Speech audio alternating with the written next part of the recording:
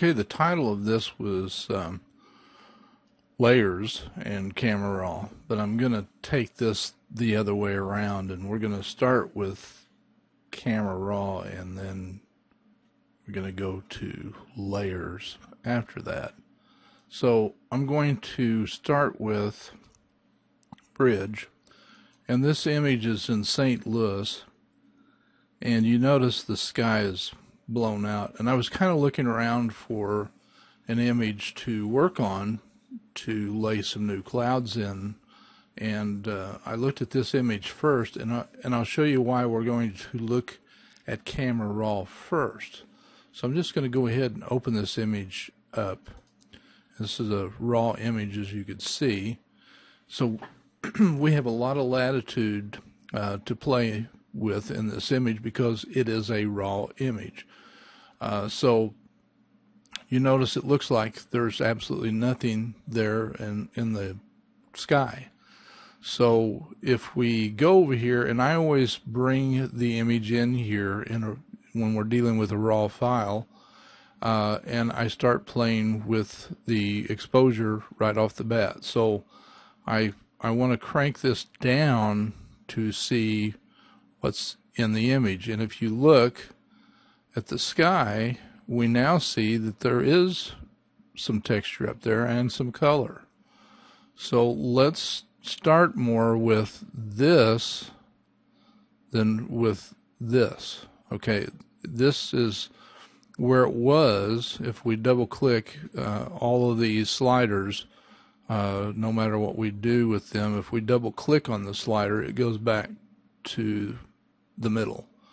So instead of going and exposing this part of the scene, which is what it has done, we will expose for the clouds. So we will take this down and get a decent sky, and then let's start looking. Now the contrast is not something that we're going to particularly worry about right now. Let's look at highlights. We don't want to turn right around and kill the sky, so let's look at shadows. We probably need to bring that slider up, and let's look at whites. We don't want to kill the clouds.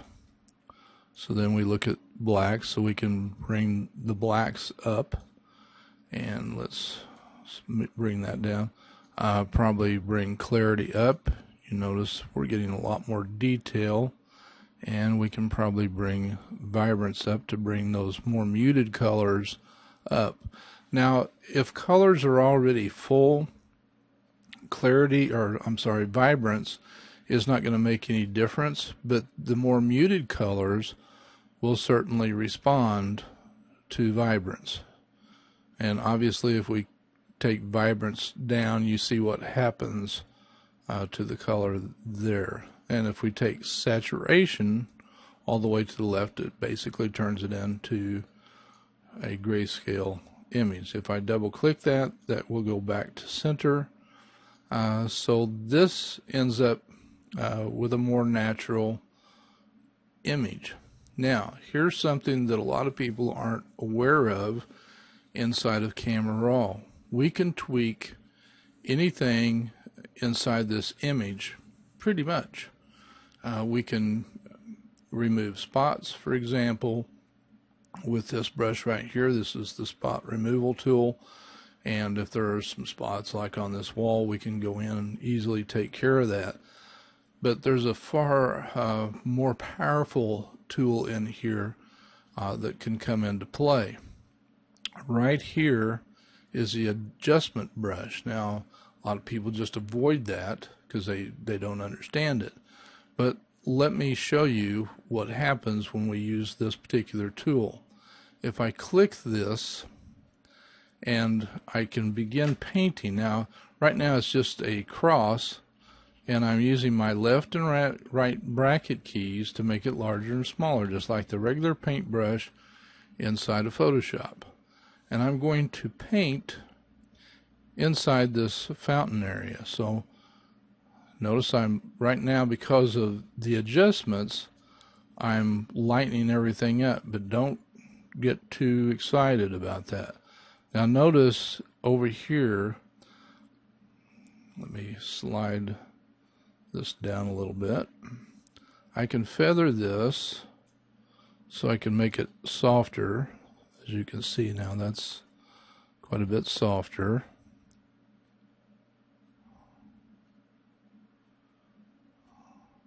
And I can get, I'm not going to spend a lot of time like I can, you know, I can get carried away sometimes and quit talking almost and select all these things and spend extra hours, if not days, tweaking those little things.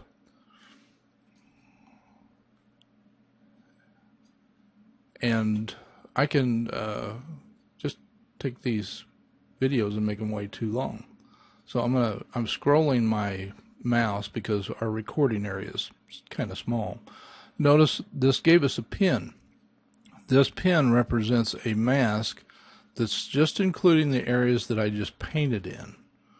So the only areas that are affected are just this area that I pinned in. Now I can go down here and show you the mask. I can click this and see this shows you where I just painted. I don't want that on, it's very disturbing. So I can go up here now and I can change the colors in this fountain to whatever I want them to be. I can tone that exposure down. I can change the contrast. I can make it sharper. I can make it noisier. I can reduce the noise. I can saturate the colors. I can make the clarity go up to make it even sharper.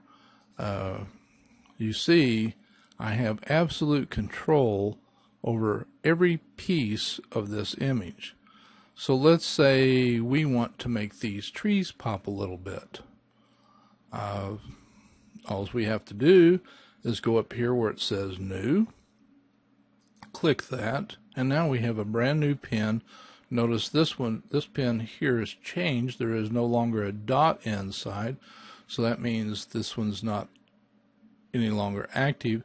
So this whole mask area is not the active mask.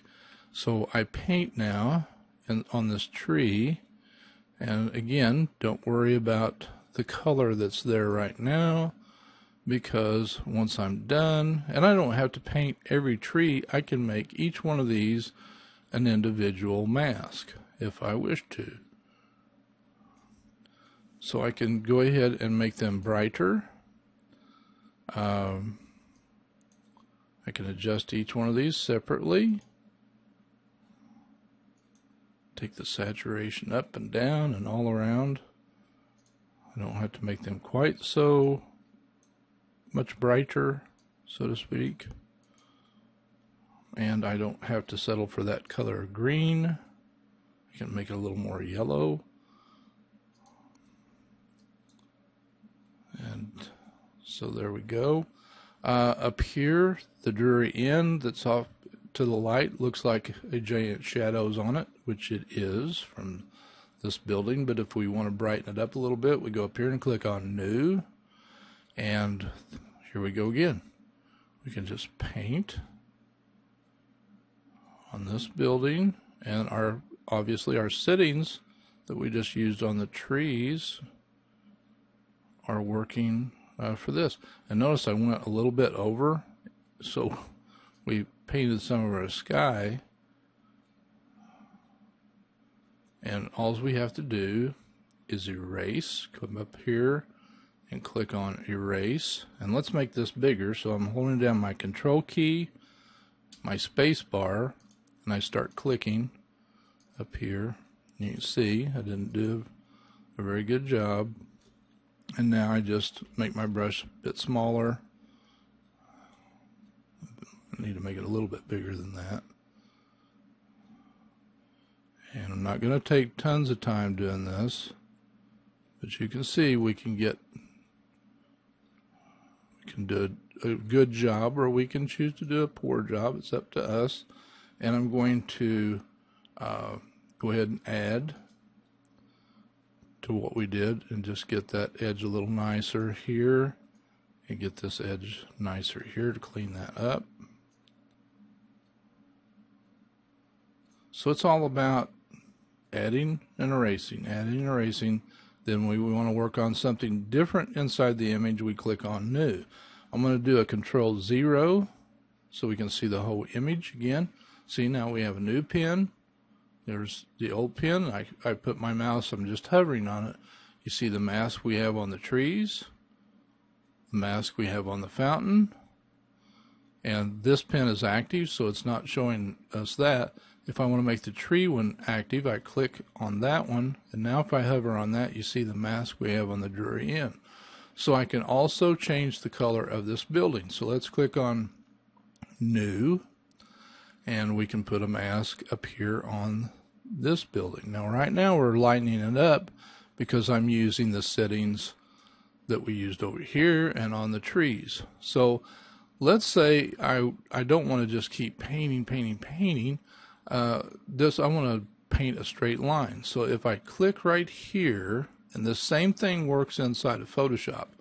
If I want to paint a straight line, I can click here and come down here holding down my Shift key and click again. And it draws or paints a straight line. So I'm going to do it here. There's no particular reason. Let's just say I want a straight line from here to here. So I click once here, and I come down here and hold it, and Shift click, and it paints a straight line. That can really save you some time because straight lines inside of Photoshop are hard to paint freehand. So we're just painting freehand now, just clicking and dragging.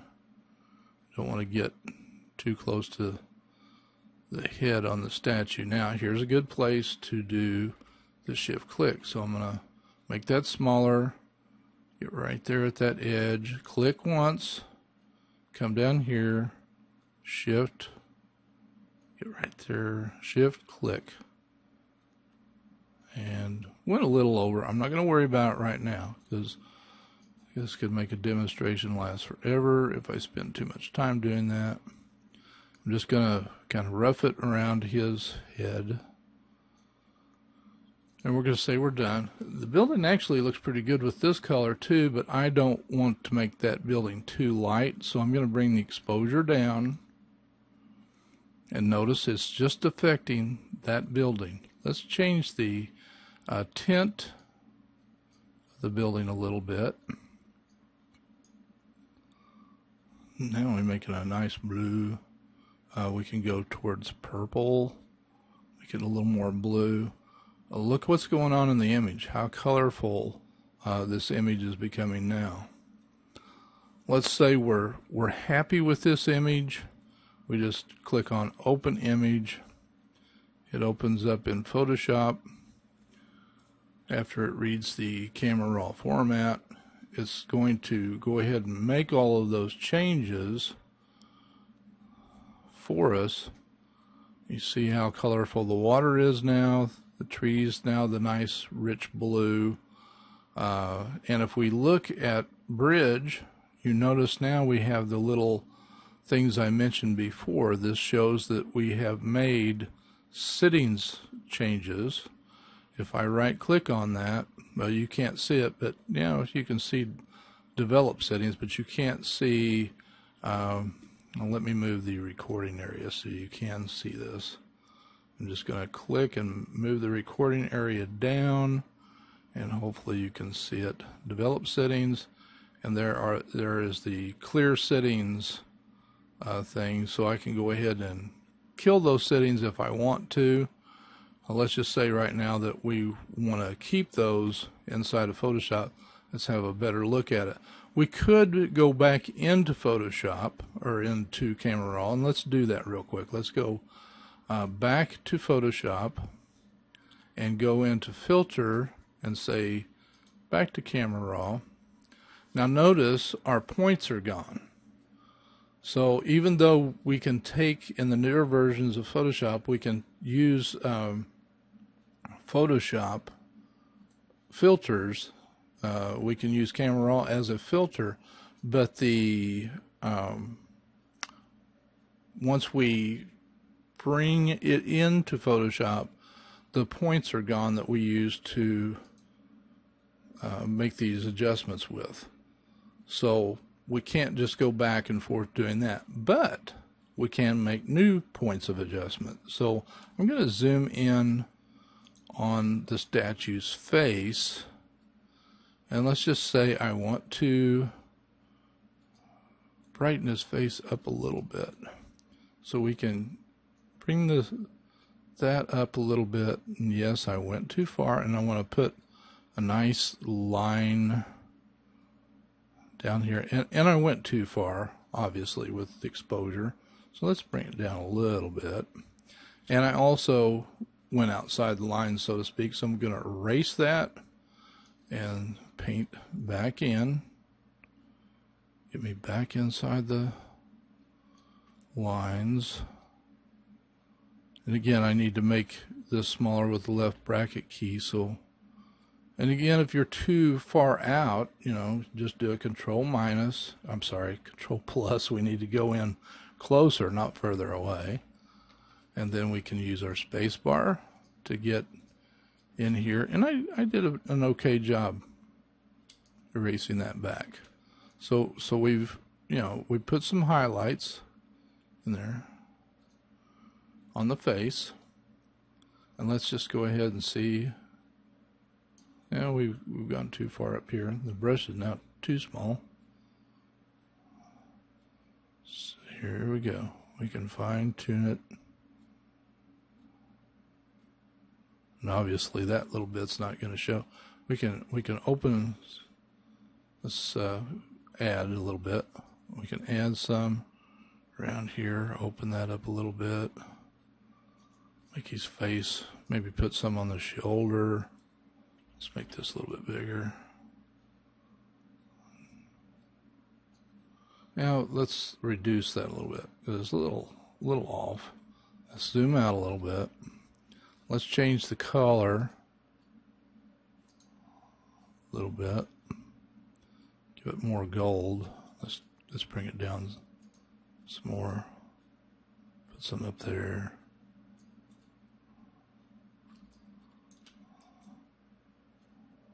Just showing you what we can do inside of Camera Raw. I went over the lines again.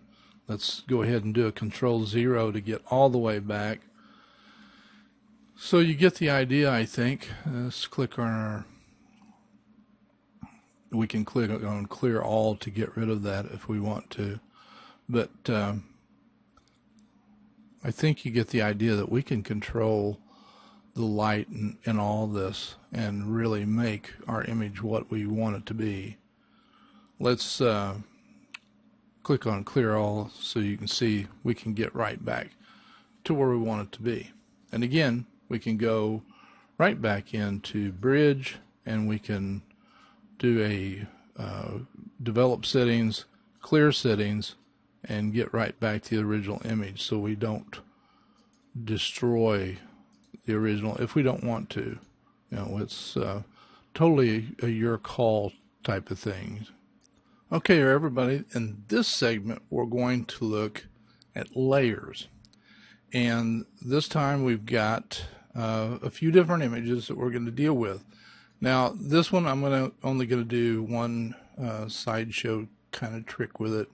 This is a beach down in Panama City, Florida, so I'm going to open it up real quick, double click on it, bring it right back out of Camera Raw.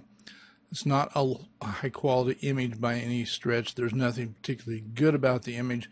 It just was taken because of this. It has virtually nothing of interest in the sky. Gave me a perfect excuse to put my own clouds in, is what I'm going to say is my excuse for it. So I'm going to go and find some clouds to put in. So should have clouds in here, and I don't.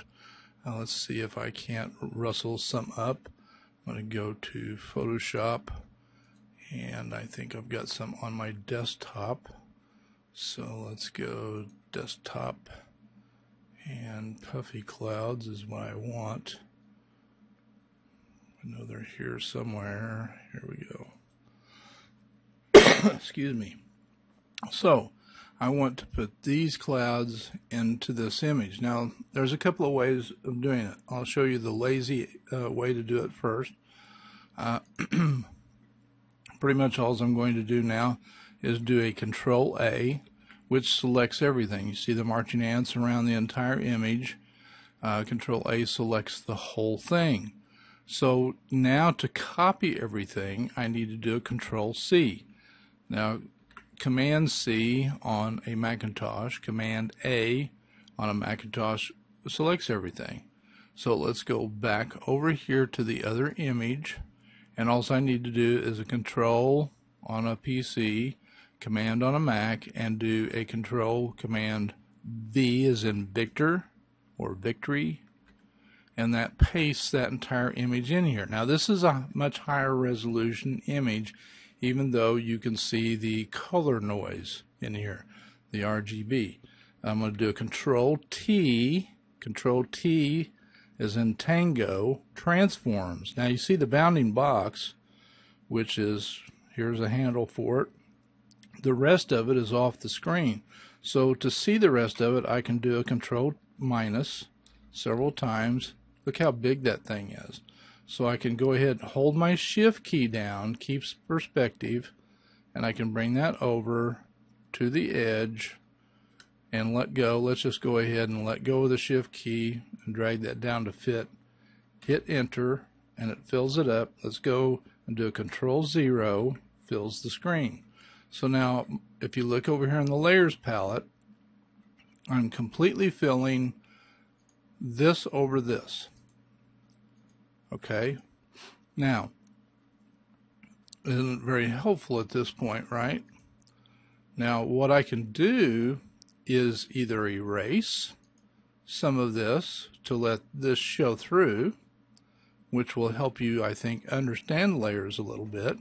So here's how I can do it. I could just turn on the eraser tool, press the letter E, brings up eraser, and I need a big brush, and I need it to be soft. So we click up here on the eraser editing tool and make sure hardness is all the way to the left, which means it's at 0%. That translates into 0 hard, means it's very soft. So then I can just go like this, and you see the bottom layer is beginning to show through, right? So it's like we're in a cloud fog. Right? So this layer is now becoming semi-transparent. We're seeing through the top layer. Normally, whatever's on top takes priority, right? We can't see through it if it's 100% solid and it takes up the whole image. So this is I shouldn't say normally. This is the easy way to fill an image with another image as far as getting clouds. Now when you get close like this, you don't want that huge of a brush because then it's going to erase too much. And we kind of get up there a little bit closer, and we'll say that's good. It's not perfect, but you get the idea. Okay, that's the lazy man's way. Right now, I can't move those clouds. If I turn on the Move tool or press the letter V, I've destroyed that layer by doing that. So I can't move it around to give it the very best look. Do a Control Z and put that back where it was. So ideally, I wouldn't do that, right? So I can repaste that layer in by doing a Control V all over again. So the whole big clouds is right on top again. Let's throw away this layer 1, throw that in that little trash can, and now that's that huge layer once again. So I'm going to make it small, Control minus, and then I'm going to do a Control T as in Tango to bring up the bounding box, holding down Shift to keep the perspective, and then right here I'm just going to let go of the Shift key, drag it down to fill. Hit Enter to complete the transformation. Hit Control Z, or I'm sorry, Control 0 to fill the screen with the image. Again, we've completely filled the screen with the image. Because this is on top, it covers up our beach scene unless I turn the eyeball off. So again, whatever's on top takes precedence. If the beach scene were on top, the clouds would be covered. Alright. Now, here's the professional way. This is the best way to fill with the clouds. Number one, we need to, kind of make up our minds what we want to see up here at the top. If we want more of the clouds to be up there, we might want to shove this around to say, I like maybe seeing those clouds up there. So what we can do, we can still move it around after the fact, but we can click this little square donut right here, and that creates a mask. A mask lets us paint with the paintbrush with black or white. Black hides, white reveals. So if we paint with 100%, we're letting some more of the background layer show through, right? If we paint with white, we switch that over to white, and we're painting back, otherwise we're hiding what's underneath, or we're letting show what's on top again. So we didn't damage anything. We can do that all day long if we want to.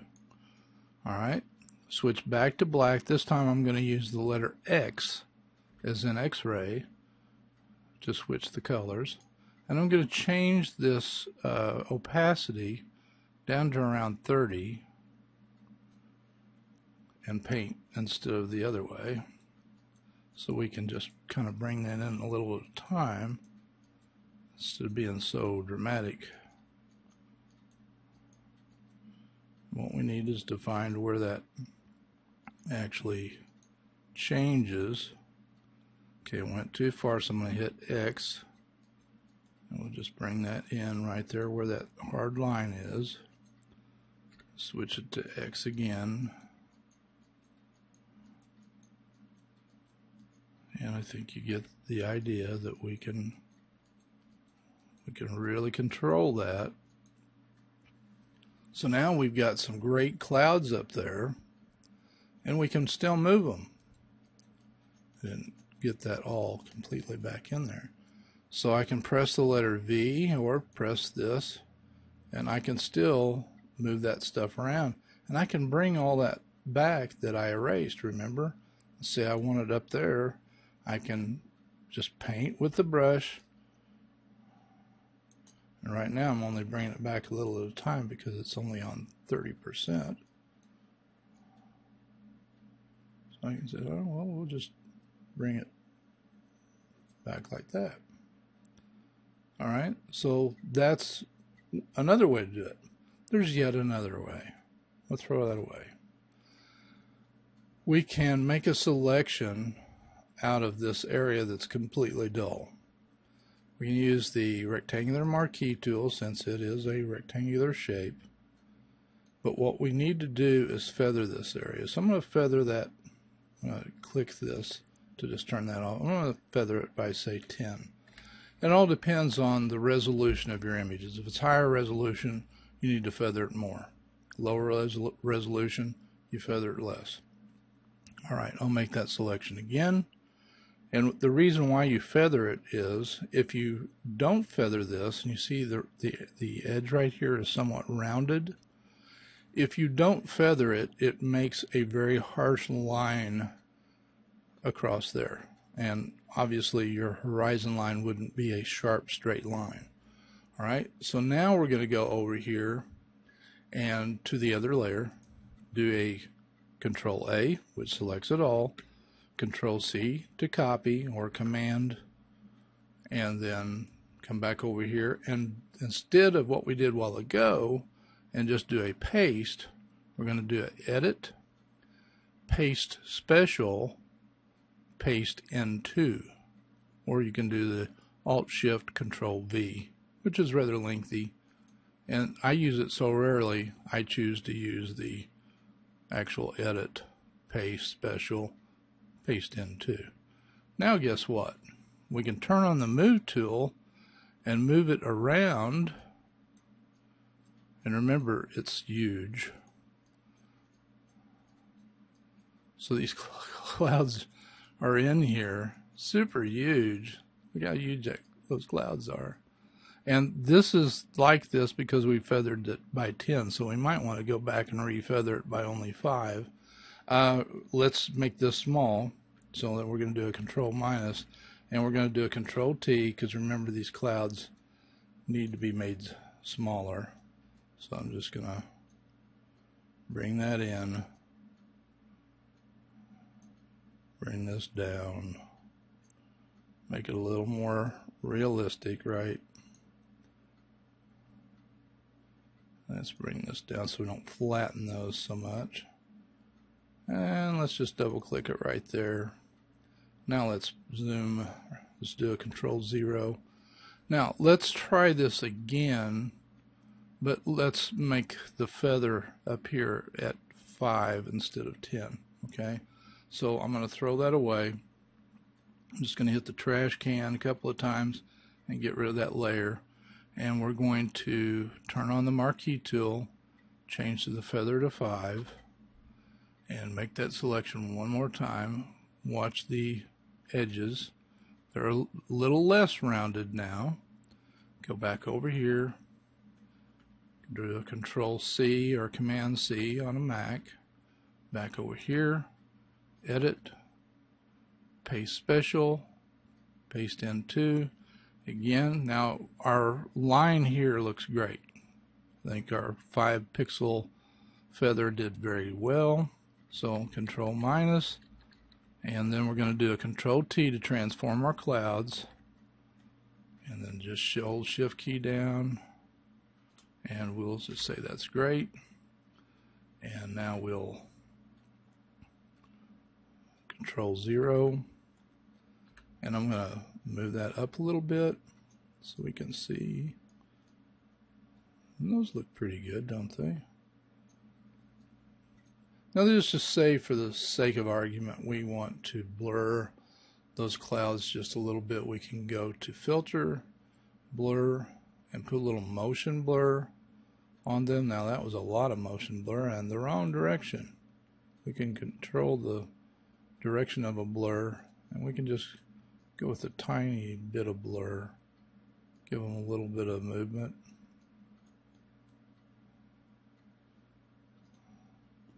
So we can look at the history. There's without the blur. I think I actually prefer it without the blur. But anyway, you see how we can bring some clouds in and make them look pretty decent. Might even try a 3 pixel feather in this, and it might look better. Alright, so let's move on. Let's get rid of these things here, and let's bring in something totally different. We're going to bring up this. I can't remember what this is in St. Louis, if it was a court building. Well, I really didn't want this bringing up fireworks. I'll have to shut that down. I wanted to default open with fireworks instead of Photoshop. So this is canted a little bit to the right hand side. So let's go ahead and fix that. I'm going to Control minus or Command minus to make this a little bit smaller. And then I'm going to press C for crop. And I'm going to go outside the crop area just a little bit and turn that just a little bit, and look at both sides, make sure we're fairly even.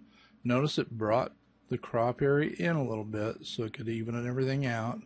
And then I'm just going to double click inside the image, and I think we're okay to go now.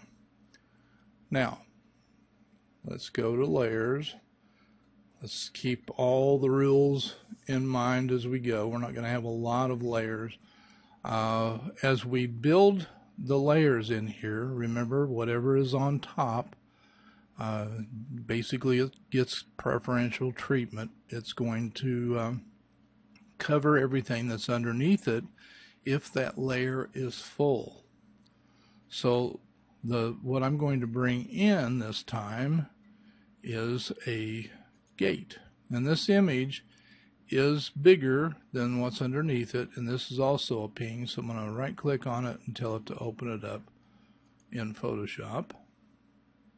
So this layer is bigger, but I'm going to go ahead and do a Control A or Command A on a Mac, Control or Command C to copy it, and I'm going to go back over to the image we're working on. Let's make that a little bit bigger, Control or Command 0, and then I'm going to do a Control Command on a Mac, V as in victory or Victor, and you see it's not bigger than the layer underneath it, so it's not covering everything. If I did a Control T, T as in Tango, I can make it cover everything that's underneath in the layers palette, so you can't see the background under here at all.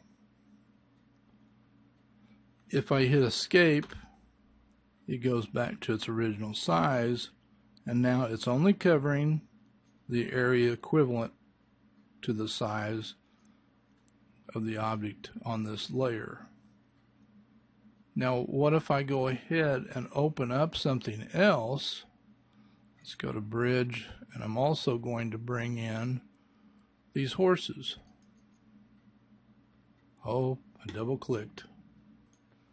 So I'm going to do a Control A or Command A, Command C or Control C, and back over here to this, Control V or Command V to paste it. And now this image is on layer 2. It's over the top of layer 1, and it's over the background. So it's partially covering layer 1 and partially covering layer or the background layer. See how that's working? Now if I move the order of the layers, if I put layer 2, let's just name these layers. I'm going to double click right where it says layer 2, call this horses, and I'll double click on layer 1 and call this gate. Now I'm going to take this gate image and click and hold and drag it until this becomes a double line and let go. Now the gate is on top of the horses, so I can't see the horses because now this is at the top of the entire layers palette. I can still see part of the background because this layer doesn't cover the entire background, but it is covering the horses. I can't move the horses even though I'm moving my mouse out there unless I go outside with my mouse and click with the Control key or Command key on a Mac, and notice it automatically switched to the horses layer, and now I can move the horses layer, but it's still behind the gate. No matter what I do, I can't bring it in front of the gates because the gate is in front on the layers palette. If I click and hold the horses layer and bring it up until that turns into a double line, the horses are now on top in the layers palette, so they are over the gate. Now I can't move the gate. Even though I'm clicking on what appears to be the gate, I'm still moving the horses unless I click with the Control key or the Command key down, then it switches to the gate. If I put my mouse on that layer and Control or Command click, then it switches to that other layer. Hopefully it's becoming more clear what's going on in the layers palette. But look what happens when I click on the background layer. I can't move the background. Could not use the move tool because the background layer is locked. See the padlock right here? This means the background layer cannot be moved. No matter how much you yank on it, you cannot move the background layer. Alright. If I want to move the horses layer underneath the background, see there's a do not enter now where my horses layer is. If I try to let go, it just will not let me do it. Alright, I'm going to show you some things here real quick. I'm going to turn off the eyeball on the horses. I don't want it right now. But I'm going to do something with this gate. Alright, I'm going to move it up here and I'm going to put this in place of the middle door. So what I'm going to do is basically create a mask and put this door or this gate in place of the door. Now it's kind of cockeyed, so I'm going to do a Control T, which will transform it. Control T, T as in Tango, and notice once I move my mouse out from inside this bounding box, it's bounding box because it has these boxes on the end which allow us to click and drag and resize this. I'll do a Control Z to get the shape back. Once I move outside that bounding box, it turns into double arrows, which means it is going to let me rotate it. Okay, so I'm going to kind of cant it to one side just a little bit. And then I'm going to basically squish it. I'm going to bring it in like this. And I'm going to bring it in like this. And I can reshape this thing all kinds of ways by holding down my Control or Command key on a Mac. See how I can lean things completely back? You have all kinds of control if you bring the Control key into play. We're going to basically put this door up here into place. We're going to be creating some depth with this.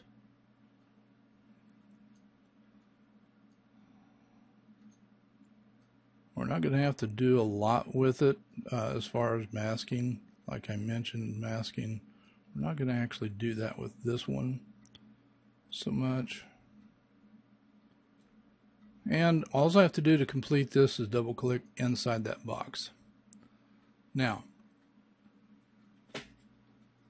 looking at it a little bit, we can say, you know, we can blend this with the rest of the building a little bit, or we can let it go. It's your call. So right here is the mask. It's the little square with the hole in it. I usually refer to it as the square donut. If we click that, we get a mask, which allows us to use the paintbrush. Again, we've already done a little bit of it. We're going to come up here, and we don't want it to be a hard brush. We're going to kind of put that in the middle between hard and soft. We're going to make it a little bit bigger. And we're just going to kind of hit the edges of this. Now, see, it's really taken away too quickly. So let's go and just turn that thing into completely soft. And let's try it again. Let's hit it again. Still, too much. So let's go down here and hit the opacity pretty lightly.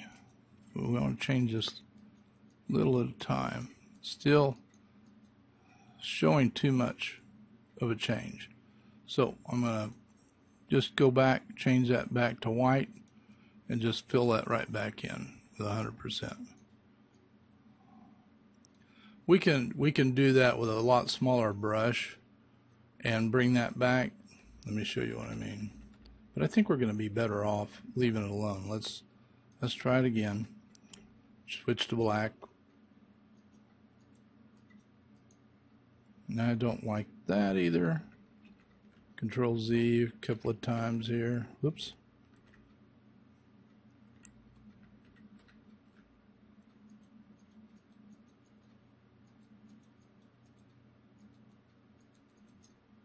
So it's your call. If you want to try to blend that in a little bit more, you certainly are welcome to do that. I don't think it's really necessary because we're just experimenting with this anyway, just for kicks. We want to show you what you can do. We're going to leave that as is. Okay, I want to be able at this point to show the horses behind these doors. Any way that you can see that we can do that?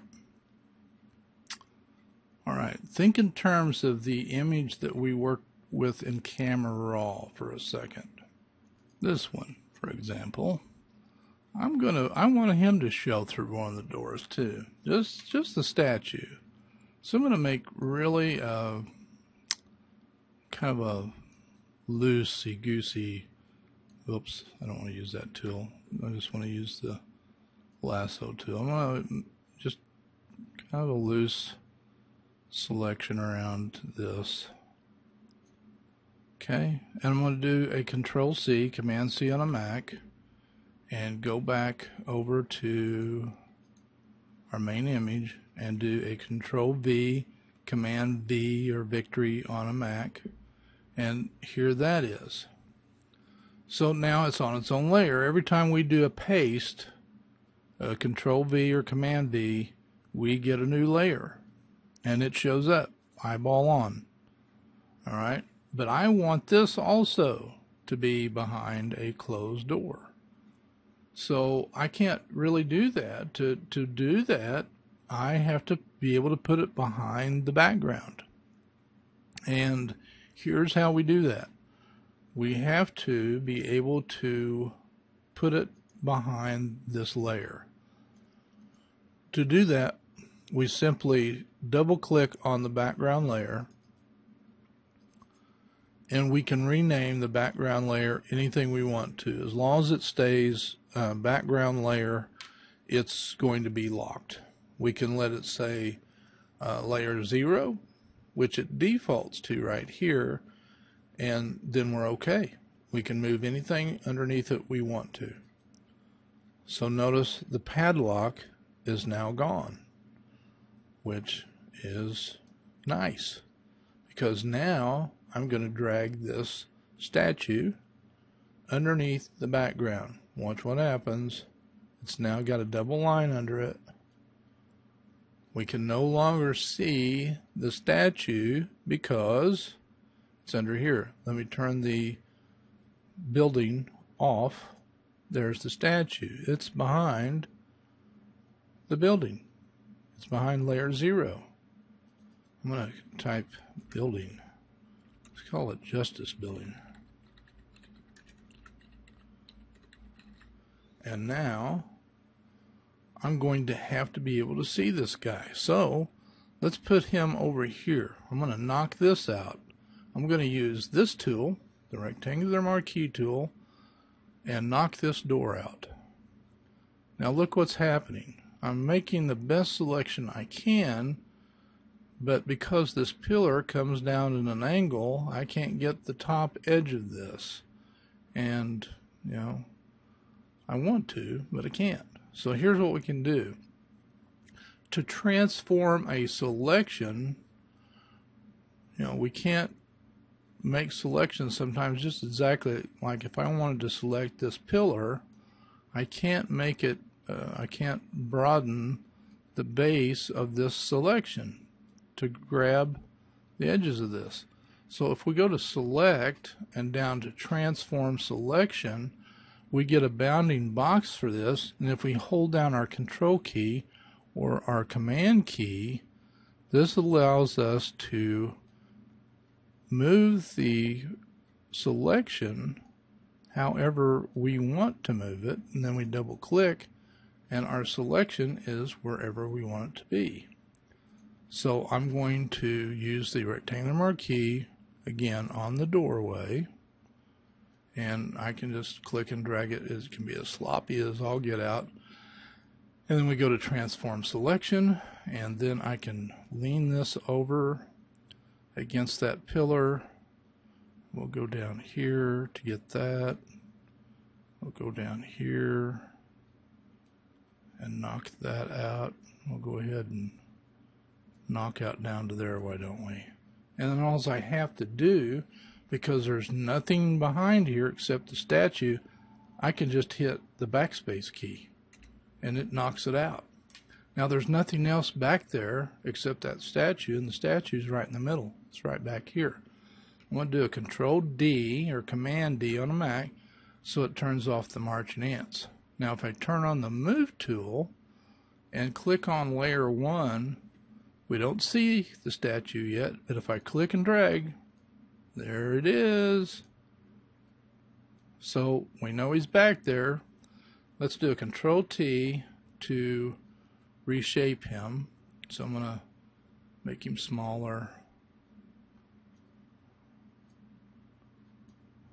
Kind of made him fatter.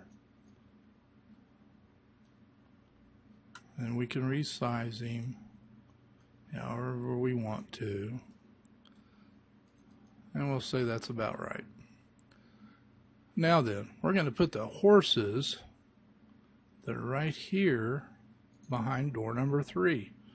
Now obviously this is pretty sloppy, and I would go a little crazy if I caught you guys doing work like this. But you know, I got to show you, and I can't spend all day showing you. But if we have a little extra time, I'll clean this guy up.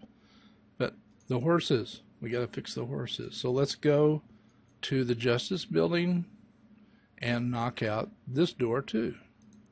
So you got to always remember, you have to be, whatever layer is highlighted is the active layer. So we can't knock out the door if we're on this layer. We have to be on the right layer. And that looks like it's pretty even all the way around. So I'm just going to hit the backspace, knocks that out. Control D turns off the marching ants. Turn on the horses and move the horses down below the Justice Building. They can also go under the statue layer because one's not over the other. So let's call this one statue. We already have the horses named. All right, the horses are showing. They're right here. We're coming in behind the statue over here. The back end of the horse is over there. So here's what we're going to do. Control T brings up the bounding box, remember. So we're going to kind of squish them, and here's where we go with the Control key or the Command key held down. We're going to fit these guys into this window, which is kind of turning this horse a little bit, and that's okay. One's a little bit out of the window area, and we're all gonna move this over a little bit, straighten him up a little bit, and we'll just hit enter this time. Now obviously the horses are a lot bigger than the doorway over here, the gated doorway, so we don't have anything scaled just right, but hopefully you're kind of getting the idea of what we can do as far as the layers palette goes, because now the Justice Building is the second thing in the layers palette, because the only thing now above it is this. the gate that we slapped right on top. Everything else is now behind this one building. So the statue's back there, and the horses are back behind it. And let's see about cleaning up the statue a little bit. So again, we can use the erase tool to get rid of stuff, and that's a nice soft brush that we don't really want a soft brush per se. We want it to be a little harder, and that's really too big of a brush.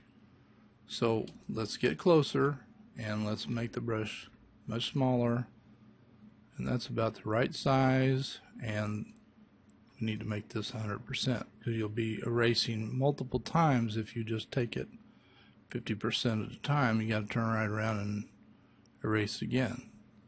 So once you get like an outline around something, then you can switch to the big boy brush, and then you can do some serious whacking. And remember, if you think you went too far and nicked off a finger, just press the letter X if you were doing this with a mask, and you could bring it right back. But because we erased, you either have to do a Control Z to bring it back, and if you went too far, you've got to hit your history palette or undo several times, because when you erase, you're doing permanent damage.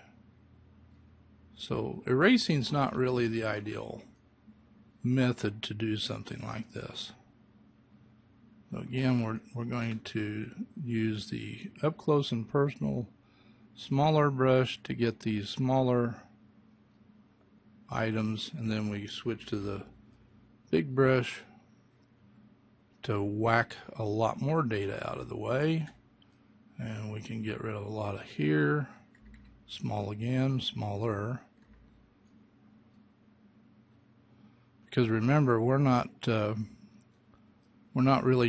just dealing, oops, Control Z, we're just dealing with an image that's showing up in a doorway. And now see, this is leaving a little bit of a shadow area. That's because we didn't make this 100% hard. If we'd have made it 100% hard, it wouldn't leave that little shadowy. But sometimes that's a good idea. Remember, shift click, and it'll draw a straight line for you. So if you get right here, go down here and shift click, it'll draw those straight lines, and man, it saves time and effort. You can fall in love with that stuff in a hurry. I'll get rid of that. So now how do we look? Look a lot better on there, right? Then we come back up here, smaller again. Just doing stuff like this becomes an art form, because if you look at things in magazines, a lot of times there are all kinds of telltale signs of bad usages of Photoshop, bad selections, bad erasing, and I usually put some of those things on our blog.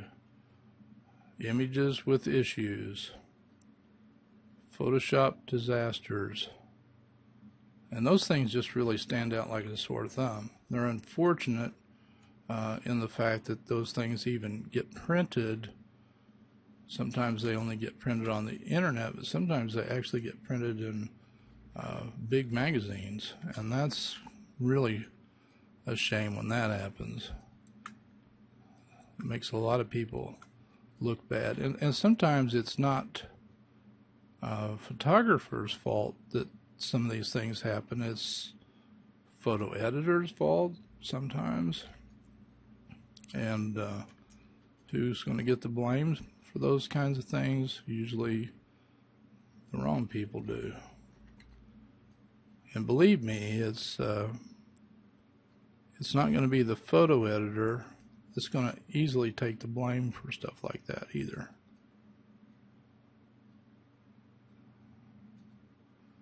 I think I cut off probably more than I should have. Yeah. So Control Z, Control Z. these guys don't do as well running with one leg.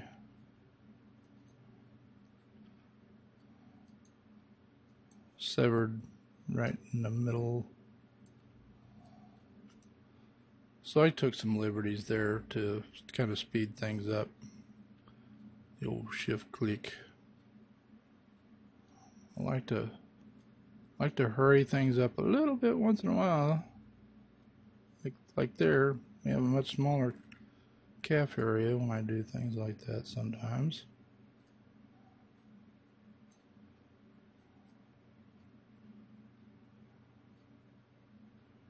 See, the problem is I get started on stuff like this, and I don't get paid for the time I spend doing this. I just get caught up in, oh my goodness, I get caught up in it, and I can't stop myself.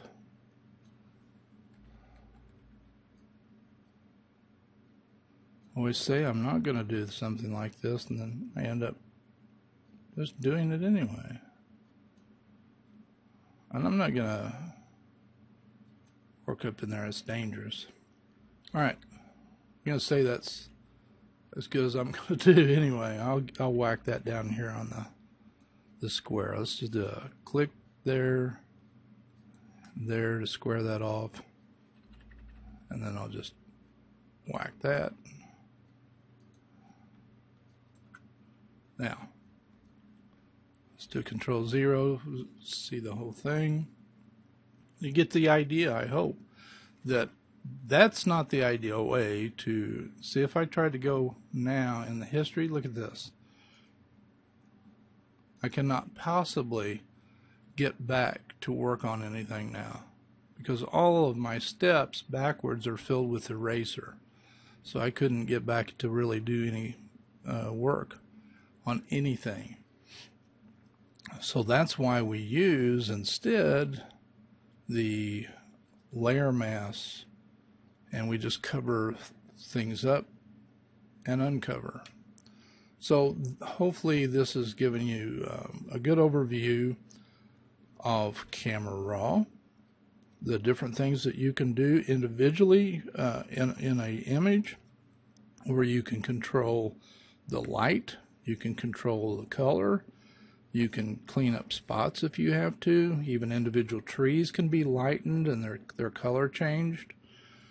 Buildings, the light can be brought back. The fountain, for instance, the light could be changed and the color changed. And then we came over into this image and we were able to actually change the layers around. We could insert image. We did a paste into. We did a copy paste. We are able to use masks. We were able to change the background mask by just simply double clicking on it, and then we renamed it to layer 0, and then later we turned it into the Justice Building. And we worked with the layer mask and inserted things behind the Justice Building by simply dragging those layers. And hopefully you'll always keep in mind that you have to highlight the layer that you're going to be working on. Otherwise you can be on the wrong layer doing things and not understanding why you can't make any changes to that layer. You keep painting and painting and you can't see things changing. Or you may be using your clone stamp and you can't see any results. Well, you just may be working on the wrong layer. All right, that wraps up lesson 3. And let me know if you have any questions over anything. I'll be glad to answer them. As a matter of fact, that's one of the main reasons I'm here, is to answer those questions for you. Okay? Talk to you all later. Bye-bye.